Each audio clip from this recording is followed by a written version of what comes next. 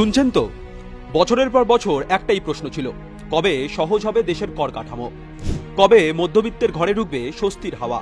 সেই উত্তর এসেছে, আর উত্তর দিয়েছেন আমাদের আস্থার প্রতীক প্রধানমন্ত্রী নরেন্দ্র মোদীজি।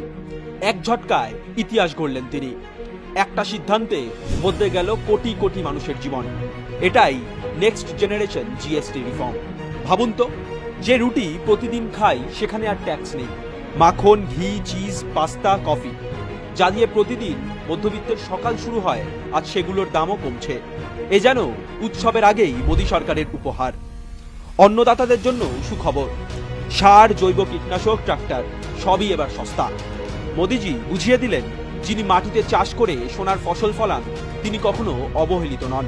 শ্রমনির্ভর শিল্প পেল নতুন প্রাণ। বস্ত্র, চর্মজাত দ্রব্য, হস্তশিল্প এবার সস্তা, সহজ। হাজার হাজার শ্রমিকের ঘরে ফিরছে আশার আলো। কারণ মোদীজি জানেন, প্রতিটি শ্রমিকই ভারতের শক্তি। আর সবচেয়ে বড় আশীর্বাদ, স্বাস্থ্য বীমা ও জীবন বীমা এখন জিএসটি মুক্ত। 33টি জীবনদায়ী ওষুধে নেই কর। যেখানে মানুষ চিকিৎসার খরচে হাঁপিয়ে ওঠে, আজ সেখানে ফিরল আশা। যিনি কৃষকের স্বপ্ন সত্যি করেন, যিনি মধ্যবিত্তের সংসার বাঁচান, যিনি যুব সমাজের ভবিষ্যৎ গড়েন, তিনি আর কেউ নন, আমাদের মানবিক প্রধানমন্ত্রী নরেন্দ্র দামোদর দাস মোদীজি। এখন জিএসটি আর জটিল নয়। পুরনো 12% আর 28% শেষ, রইল শুধু 5% আর 18%। লাক্সারি পণ্যে 40% কর। মোদীজির বার্তা একেবারে স্পষ্ট, দেশের ভবিষ্যৎ চাই নিরাপদ।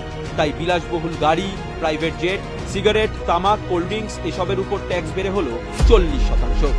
যা ক্ষতিকর তা সস্তায় নয়, বরং নিয়ন্ত্রণে, দেশের স্বার্থে। কারণ মোদীজি চান সাধারণ মানুষ বাঁচুক। জিএসটির এই রিফর্ম প্রমাণ করে দিল, মোদীজি কথা দিলে তা রাখেন। স্বাধীনতা দিবসে যা বলেছিলেন, আজ সেটাই বাস্তব। এটাই মোদীজির ভারত, এটাই বিজেপির সংকল্প।